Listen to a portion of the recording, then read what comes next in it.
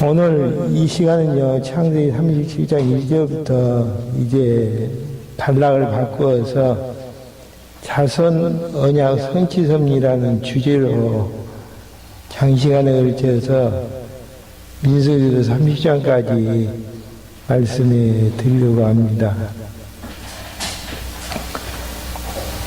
창세기 1장부터 창세기 36장까지 내용을 간략하게 정리해 드리면요, 하나님께 천지만물을 창조하시고 아담을 창조하셔서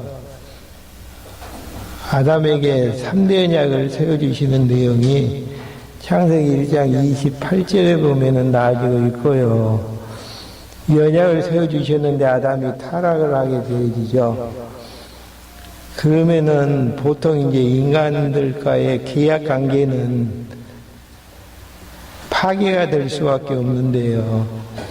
하나님께서는 창세기 1장 28절에 3대 언약을 은혜 언약을 주셨기 때문에 둘째 아담 예수 그리스도를 통해서 인간의 죄악과 관계없이 이루어 주실 것을 확증해 준다는 의미에서 창세기 12장부터 36장까지 내용을 통해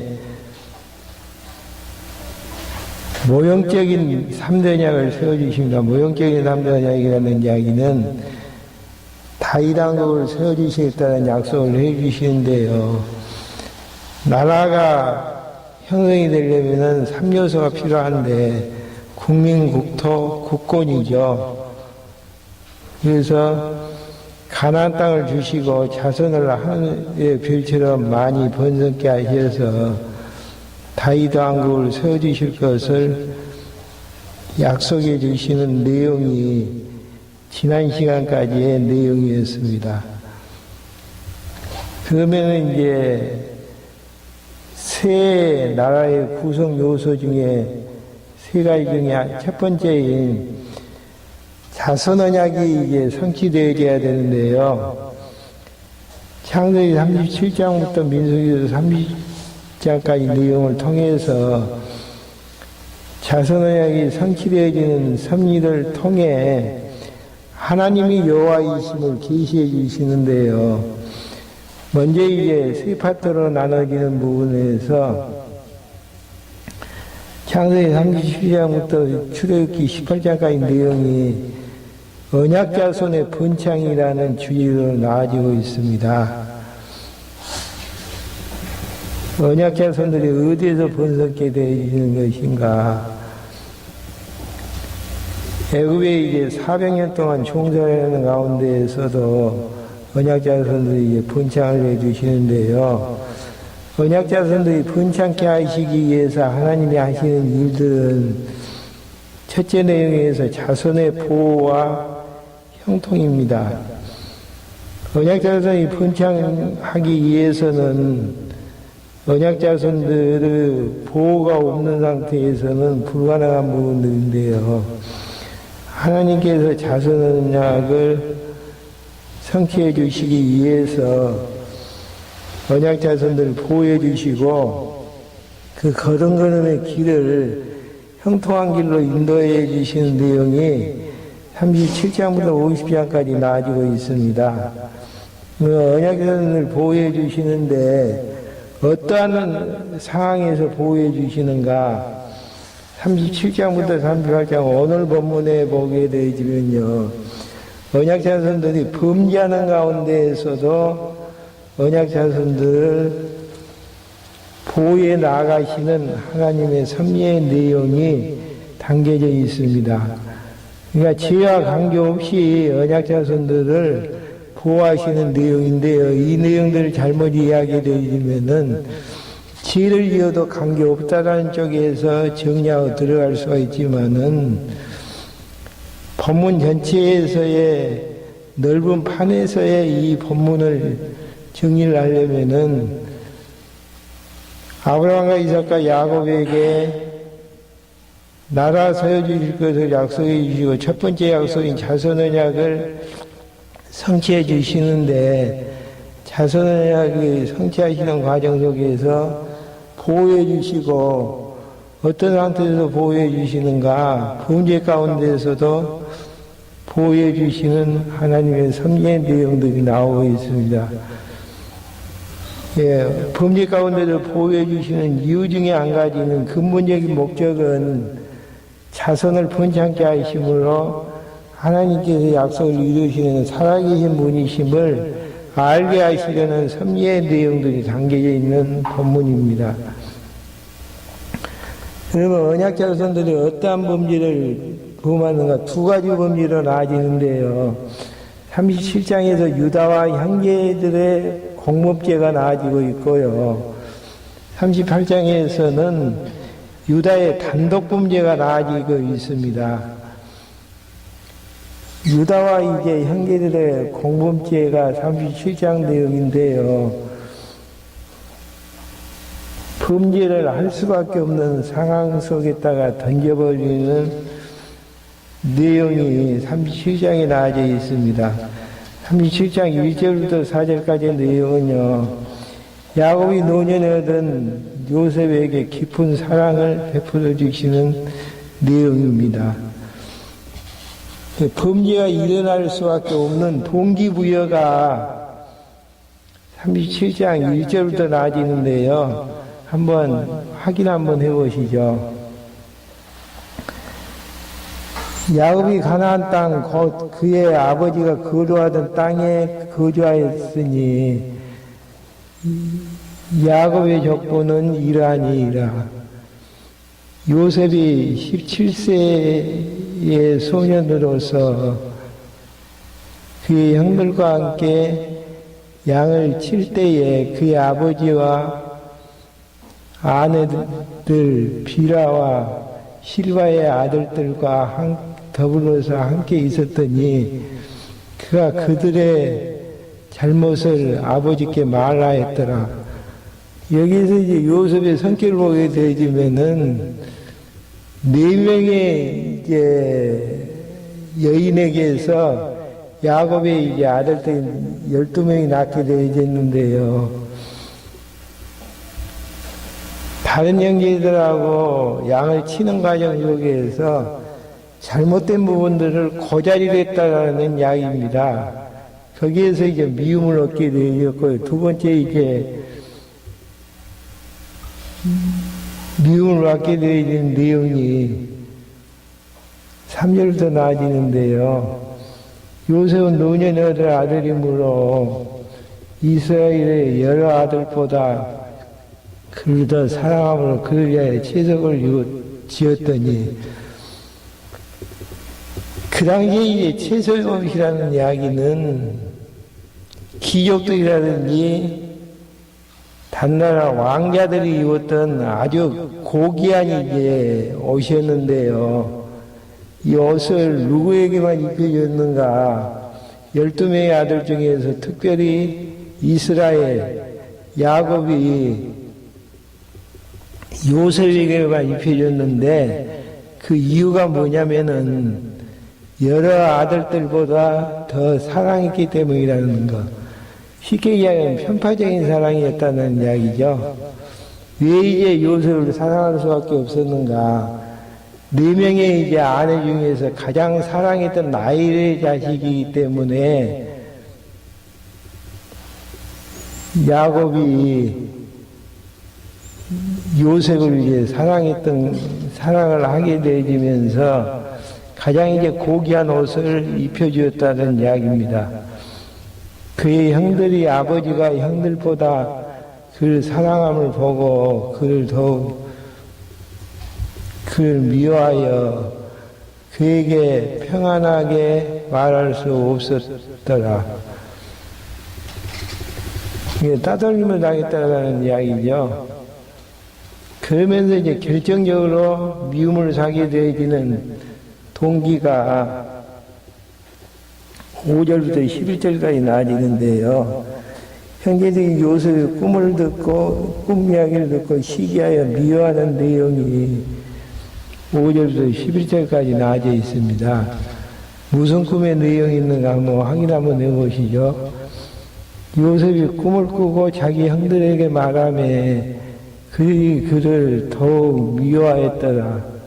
꿈 때문에 이제 더욱 두 가지 때문에도 미워했는데 편파적인 사랑과 형들의 잘못을 아버지에게 고자질했던 내용들 때문에도 미움을 받았었는데 결정적으로 더 미움을 사게 되는 이유 중에 한 가지가 꿈 때문이었습니다. 요셉이 그들에게 이르되 청하건대 네가 꾼 꿈을 들으시오. 우리가 밭에서 곡식 단을 묻더니 네 단을 일어서 당신들 단은 네 단을 둘러서 절하더이다.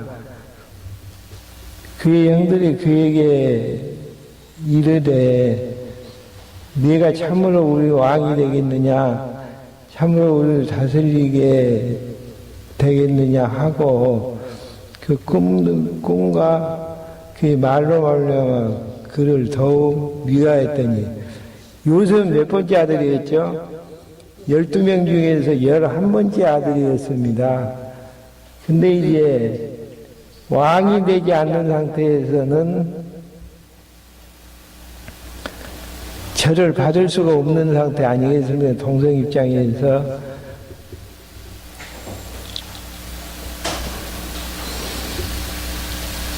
근데 그 꿈을 이야기를 하다 보니까 형들이 그것으로 인해서 더욱더 미워하게 되어지는 내용들입니다. 꿈 이야기 하나 더 하고 이야기 의미를 발출해 보죠. 요셉이 다시 꿈을 꾸고 그의 형들에게 말하여 이르되 네가 또 꿈을 꾼즉 해와 달과 열한 별이 내게 절하되이다 하니이다. 그가 그 꿈을 아버지와 형들에게 말하니 아버지가 그를 꾸짖고 그에게 이르되 네가 꾼 꿈이 무엇이냐?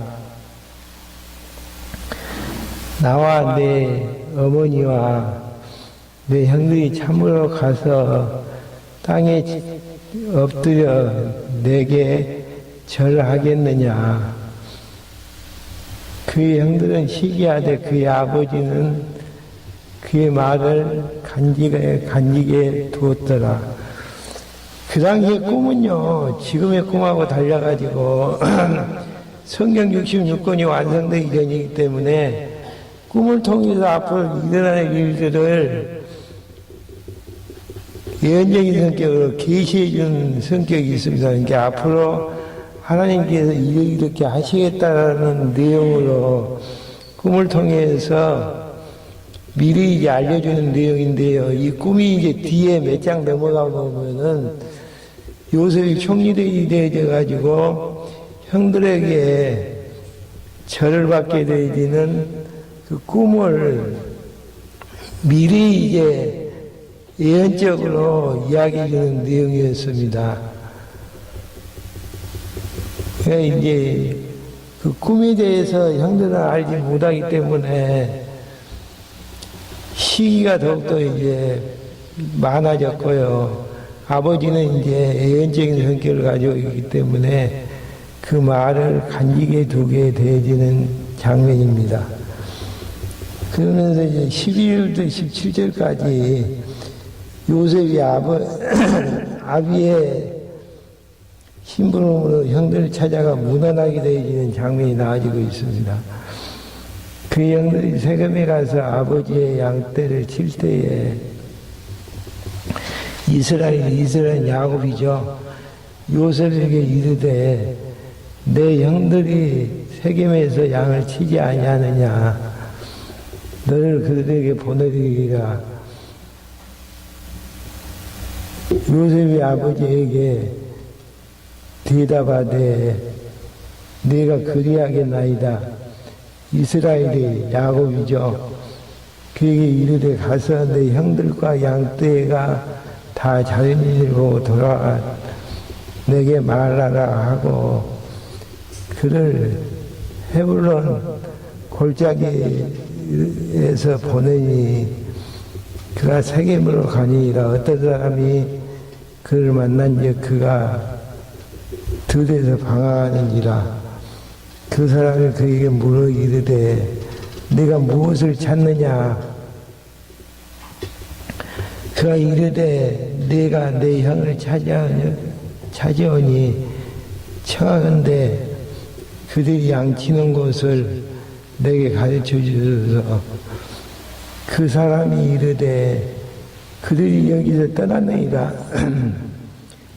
네가 그들의 말을 들으니 도단으로 가자 하더라 하니 요셉이 그 형들의 뒤를 따라가서 도단에서 그들을 만나니라. 요셉이 이제 아버지 심부름으로 형들의 안부를 묻기 위해서 형들이 양치는 곳에 서 이제 형들을 만나는 장면이 나오고 있습니다. 그러면서 이제 18절부터 24절까지 형들이 찾아온 요셉을 물 없는 구덩이에 던져 넣게 되어지는 장면이 나아지고 있습니다. 요셉이 그에게 가까이 가기 전에 그들이 요셉을 멀리서 보고 죽이기를 꾀하여 서로 이르되 꿈꾸는 자가 오는도다. 자 그를 죽여 한 구덩이에 던지고 우리가 말하기를 악한 짐승이 그를 잡아먹었다 하자. 그의 꿈이 어떻게 되는지 우리가 볼 것이라 하니이다. 예. 꿈을 통해서 형들이 절하는 꿈을 꾸게 될 이야기를 듣고 미워하는 부분에서 이제 죽이고자 하고 이제 모의를 하는 내용이죠. 요셉은 죽어서는 안 되지는 내용이 꿈이 이제 현실로 바뀌어야 되는데요. 현실로 바꿔지기 위해서는 죽어서는 안 되어지죠. 그래서 이제 21절을 보게 되면은 누벤이 듣고 요셉을 그들의 손에서 구원하자 하여 이르되 우리가 그의 생명을 해치지 말자. 누벤이 또 그들에게 이르되 피를 흘리지 말라. 그 광야 그 구덩이에 던지고 손을 그에게 대지 말라 하니 이는 그가 요셉을 그의 손에서 구출하여 그의 아버지에게로 돌려보내고자 함이었더라. 요셉이 형들에게 이르되 그의 형들이 이름에 그 형들이 요셉의 옷 곧 그가 이쁜 채석옷을 벗기고 그를 잡아 구덩이에 던지니 구덩이는 빈 것이라. 그 속에 물이 없었더라. 누벤의 이제 지혜를 통해서 이제 구덩이에 이제 들어가지는 내용이었습니다. 그러면서 25절부터 28절까지 유다가 동생 요셉을 이스마엘 사람에게 팔아넘기는 내용입니다. 여기서 이제 하나님께서는 요셉을 죽이지 아니하고 살리는 방법을 취하시는데 누굴 통해서 이제 그 일들을 하시는가? 유다를 통해서 하시죠. 그들이 앉아 음식을 먹다가 눈을 들어 먼저 한 무리의 이스마엘 사람들이 길라에서 오는데 그 낙타들의 향품과 유향과 몰약을 싣고 애굽으로 내려가는지라. 유다가 자기 형제들에게 이르되 우리가 우리를 죽이고 그의 피를 덮어준들 무엇이 유익할까? 자 그를 이스마엘 사람에게 팔고 그에게 우리 손을 대지 말라. 그는 우리의 동생이요 우리의 혈육이니라 하매 그의 형들이 청종하였더라. 그때 미디안 사람 상인들이 지나가고 있는지라. 형들이 요셉을 구덩이에서 끌어올리고 은 20에 그를 이스마엘 사람들에게 팔고 그 상인들이 요셉을 데리고 애굽으로 갔더라. 죽이려고 하는 형제들도 많았지만은 하나님께서는 유다를 통해서 지금 같으면 인신매매, 돈 받고 팔게 되어지는 인신매매를 행하게 되어지는 내용입니다. 근데 그가 이제 갔던 곳이 어디냐면은 애굽으로 가게 되어지는 장면이 나오고 있습니다. 애굽으로.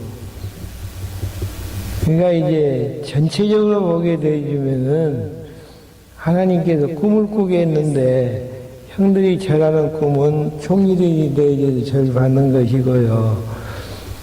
애굽으로 이제 요셉이 갈 수밖에 없었던 이유는 하나님께서 앞으로 이제 흉년이 들게 될 텐데요. 7년 동안 흉년이 들게 될 텐데 그 이스라엘 야곱의 이제 식구들을 구원케 하기 위해서 요셉을 먼저 애굽으로 내려가게 만드시는 하나님의 섭리의 내용이고요.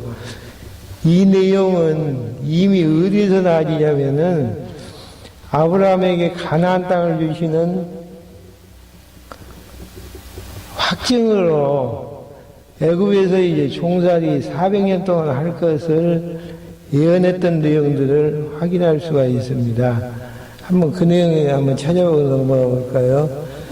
창세기 15장 8절 한번 봐보십시오.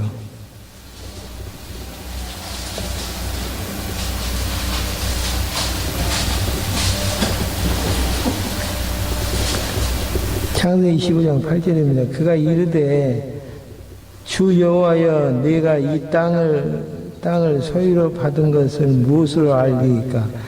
가나안 땅을 주신다고 했는데 가나안 땅 주시는 것은 무엇으로 알리이까? 증표를 보여주십시오라고 이야기를 했을 때 13절요. 여호와께서 아브라함에게 이르시되 너는 반드시 알라. 내 자손이 이방인의 객이 되어 그들을 섬기겠고 그는 400년 동안 내 자손을 괴롭게 하리니 그들이 섬기는 나라를 내가 징별할지며 그 후에 내 자손들이 큰 예물을 이끌고 나오리이다. 가나안 땅 주시는 증표로 역사 섭리를 미리 예언해 주시는데요. 400년 동안 이방인의 객이 되겠다 하는 이야기는 400년 동안 애굽에서 이방인의 객이 되어서 학들받으면서 살 것을 이야기를 하게 되지고요. 하나님이 400년이 되어졌을 때 그들 치게 되어짐으로 큰 재물을 이끌고 나오게 될 것을 약속해 주시는 거기에 따르는 전주곡이 요셉이 애굽에 이제 팔려가는 하나님의 섭리의 내용입니다. 하나님께서는 언약 백성들을 400년 동안 종살이 지키기 위해서 애굽으로 보내시는 방법 자체가 37장 내용부터 이제 시작이 출발점이 되어진다라는 내용입니다. 하나님께서 역사를 섭리하시는 것들을 보게 되면은 요셉이 애굽에 팔릴 수밖에 없는 이유는요, 시기하고 질투하는 형제들 때문에 그렇게 되어진 것이거든요. 시기와 질투, 미움을 통해서 요셉이 미움받게 만들고 결국은 인신매매에 의해서 형제들에 의해서 20냥에 팔리게 되어지는 섭리의 다양한 방법들을 통해서 하나님께서 역사를 섭리하시는 것들을 알 수 있습니다. 그래서 이러한 모든 것들이 합력하여 선을 이루게 되어지는 우리는 이제 이러한 부분들이 없었으면 좋겠다라고 생각을 할 수가 있는데요. 하나님께서 이러한 방법들을 총동원해서 역사를 섭리해 가신다는 것. 그래서 사도 바울이 고백했던 로마서 8장 28절 한번 봐보시죠.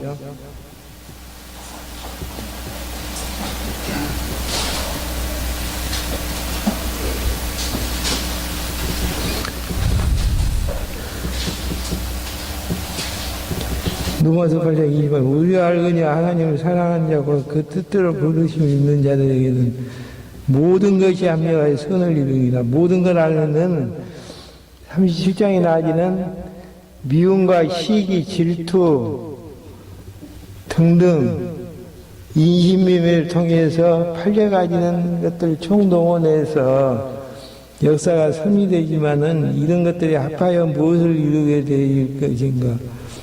이루게 되어지는 것인가?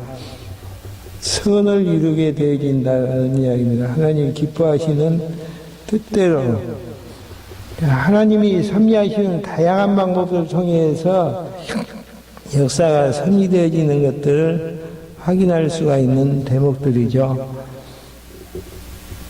그렇게 되어지는 것인지 안 되어지는 것인지 이제 장수를 넘겨가면서 확인할 수 있도록 하겠습니다. 29절부터 36절까지 형들이 요셉에 대한 것을 아비 야곱에게 속여 말하게 되는 장면이 29절부터 나아집니다. 팔아 넘겨놓고는 어떻게 이제 아버지에게 이야기를 하게 되는가? 누벤이 돌아와 구덩이에 이르러본즉 거기 요셉이 없는지라 옷을 찢고 아우들에게 되돌아와서 이르되 아이가 없도다 나는 어디로 갈까? 그들이 요셉의 옷을 가져다가 순념소를 죽여 그 옷을 피해 적시고 그의 채색 옷을 보내어 그의 아버지에게로 가지고 와서 이르기를 우리가 그것을 발견하였으니 아버지 아들의 옷인가 보소서 하매 아버지가 그것을 알아보고 이르되 내 아들의 옷이라 내 아들이라는 요셉 옷이라는 이야기죠. 악한 짐승이 그를 잡아먹었도다. 요셉이 분명히 찢겨졌도다 하고 자기의 옷을 찢고 굵은 배로 허리를 묶고 오랫도록 그의 아들을 위하여 애통하니 그의 모든 자녀가 이러하되 그가 이를 받지 아니하여 이르되 내가 슬퍼하며 수월에 내려가 아버지께로 가리라 하고 수월은 여기에서 수월이라는 것은 죽은 자들이 가서 거하는 곳으로 통치가는 장소로 이제 이야기를 하시면 됩니다. 그의 아버지가 그를 위하여 울었더라. 미디안 사람들은 그를 애굽에서 바로의 신하 친위대장 보디발에게 팔았더라. 36절에서 미디안 사람들이 누구에게 팔았는가? 애굽의 바로의 친위대장인 보디발에 팔게 되어지는 어느 정도에 팔게 되어지고 어떻게 팔려가는 과정들을 하나님께서 섭리하시는 것들을 알 수가 있습니다. 이걸 전체 판에서 알지 못하면은 이 37장만 보게 되어지면은 요셉이 자랑만 하고 다니지 않았다면은 미움을 받지 않았을 것이라고 이야기를 하게 되지만은 자랑하는 거, 자랑 때문에 미워하고 시기하는 거, 고자리 됐던 부분들 모든 것들이 합력하여 하나님의 선하신 뜻을 이루어 나가시는 섭리의 한 가지 방편들이라고 생각을 하게 되지면요. 역사의 섭리라는 것은 마지막 끝나봐야만이 왜 하나님께서 우리를 이렇게 인도하셨는가에 대한 해답이 떨어질 줄 압니다. 이게 이제 형제들의 요셉을 팔아넘기는 범죄였고요. 유다의 이제 단독 범죄가 38장부터 나아지는데요. 먼저 이제 38장 1절부터 5절까지는 유다는 가나안 사람의 딸을 아내로 취해 아들 낳게 되어진 장면이 38장 1절부터 5절까지 나아지고 있습니다. 그 그 후에 유다가 자기 형제들에게로부터 떠나 내려가서 아둘람 사람 히라와 가까이 아니니라. 유다가 거기서 가나안 사람 수아라하는 자의 딸을 보고 그를 데리고 동침하니 그가 임신하여 아들 낳음에 유다가 그 이름을 에리라 하니라. 그가 다시 임신하여 아들 낳고 그 이름을 오난이라고 하고 그가 또 다시 아들 낳고 그 이름을 셀라라 하니라. 그가 셀라를 낳을 때에 유다는 그 집에 있었더라. 유다가 장자 애를 위하여 아내를 데려오니 그 이름은 다말이더라. 유다의 장자 엘이 여호와 보시기에 약함으로 여호와께서 그를 죽이시니라. 약했기 때문에 여호와께서 장자인 엘을 죽이게 되지는, 그래서 이제 어떻게 이제 자식을 낳게 하시는가. 8절 내용에도 유다가 오난에게 이르되 내 형제에게로 들어가서 남편의 아우된 본분을 행하여 내 형을 위하여 시가 있게 하라.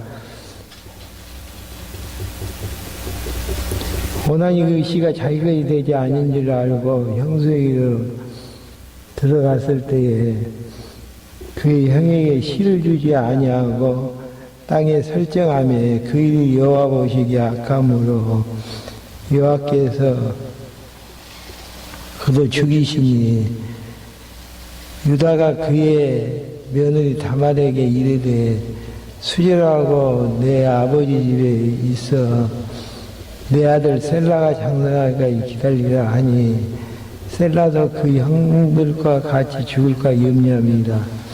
다말이 가서 자기 아버지 집에 있으니라.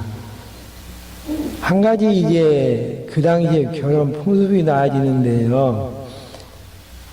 형이 결혼을 했었는데 자식이 없이 형이 죽게 되어지면은 그 다음에 이제 그 형제 중에서 한 사람이 그 형수와 살게 되는 데에서 알을 낳게 만들고 대를 잇게 하시는 이러한 내용들이 계대 결혼이라고 할 수가 있습니다. 이 내용은 이제 신명기서에 나아지는데요. 신명기서 25장 5절 한번 봐보실까요?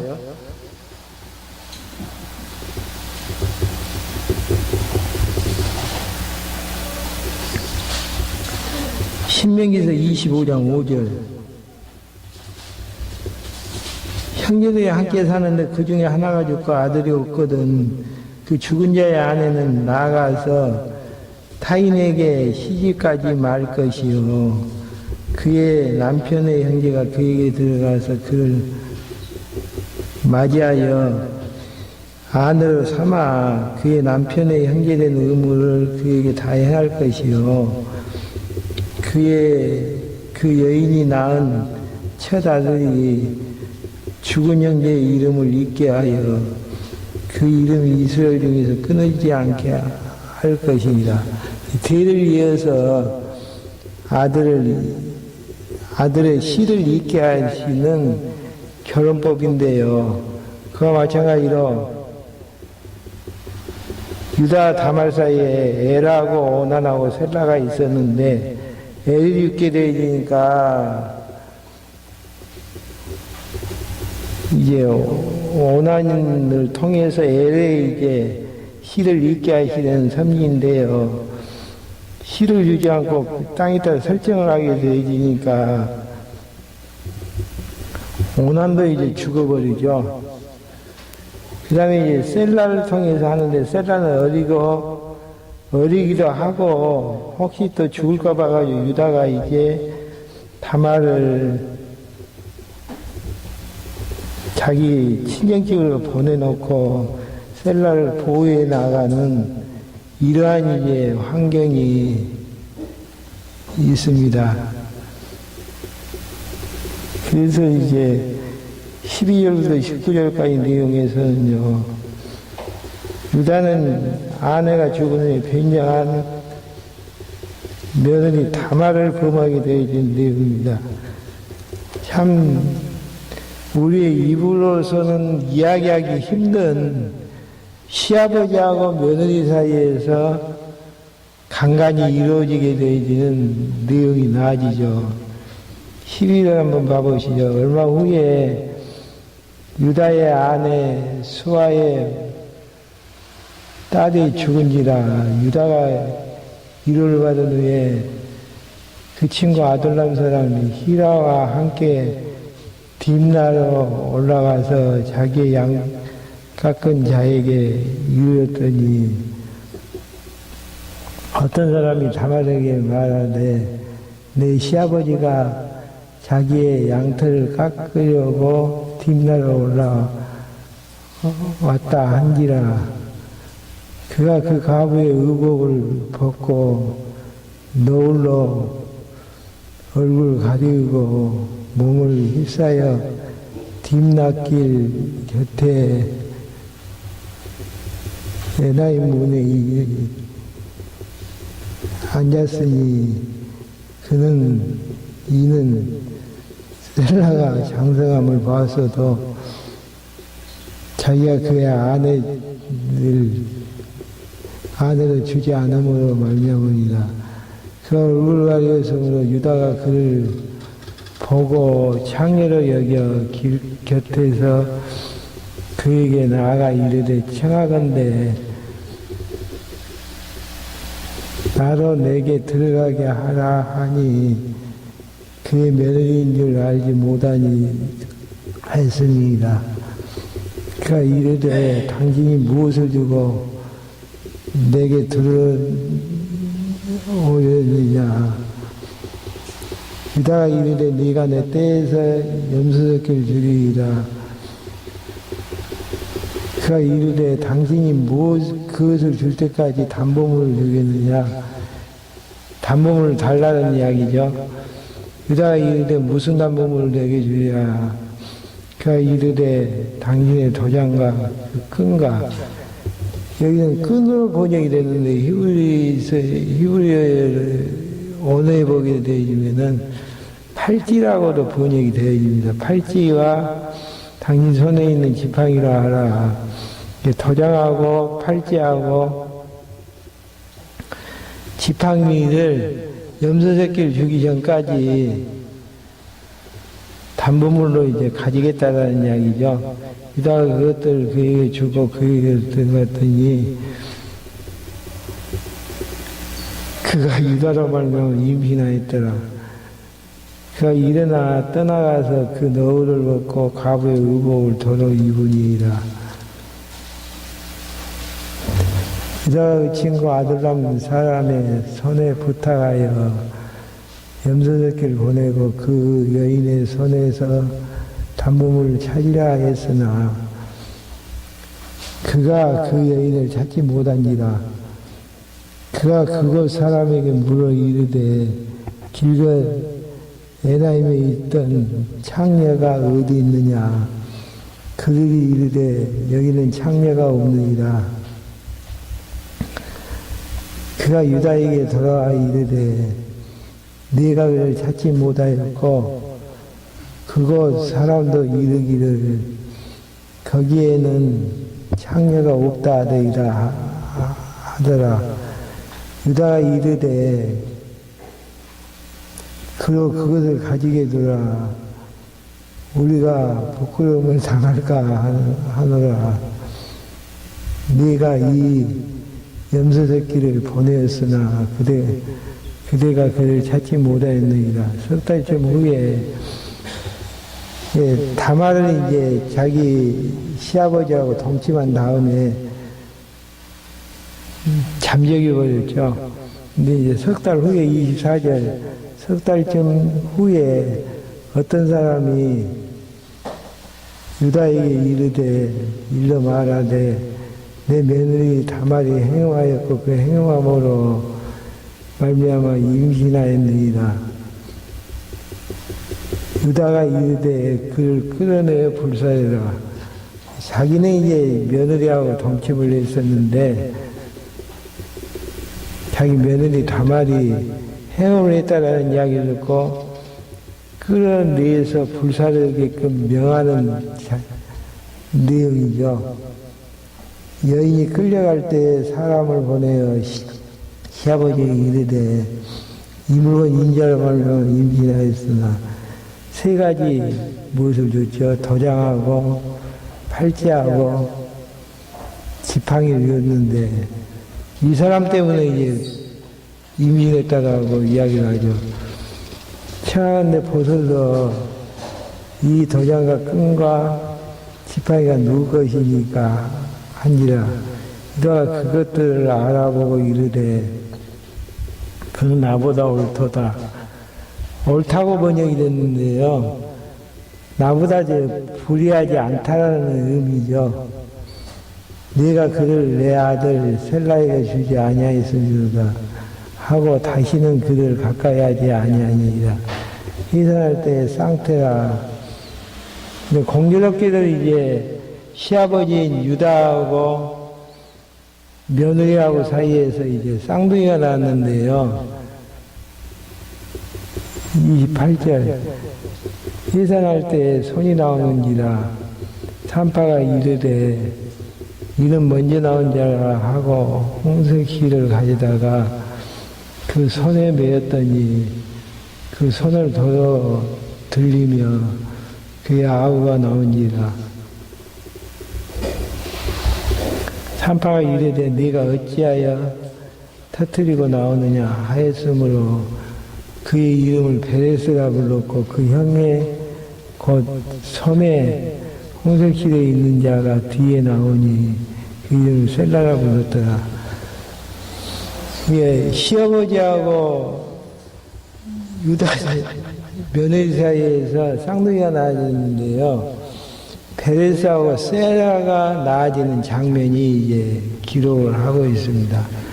베레스는 누구죠?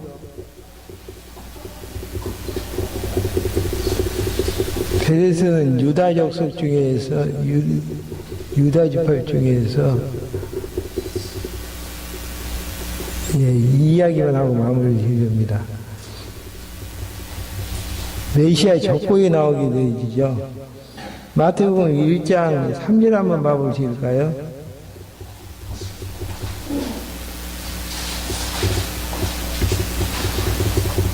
마태복음 1장 1절부터 한번 읽겠습니다. 아브라함과 다윗에는 예수를 기고라. 아브라함이 이삭을 낳았고 이삭은 야곱을 낳았고 야곱은 유다와 그 형제를 낳았고 유다는 다말에게서 베레스와 세라를 낳았고 베레스는 헤스를 낳았고 헤스는 남을 낳았다.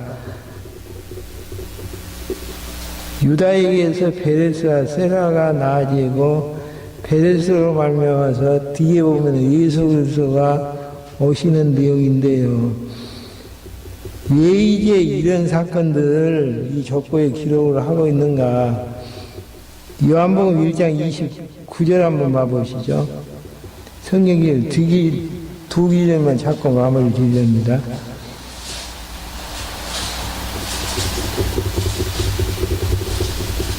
예수님의 메시아 족보에 혈통이 나아지는데요. 이튿날 요한이 예수께서 자기에게 나오심으로 이르되 보라 세상 진리고 하는 하나님의 어린 양이로다. 우리의 모든 죄짐을 지고 죄인으로 오실 예수 그리스도의 족보이기 때문에 그러는 것이고요.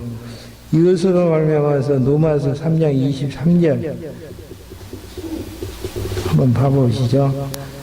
로마서 3장 23절 모든 사람이 죄를 범하였으며 하나님의 영광을 이루지 못하더니 그리스도 예수 안에 있는 성령으로 말미암아 하나님의 은혜로 값없이 의롭다 하심을 얻은 자 되었느니라.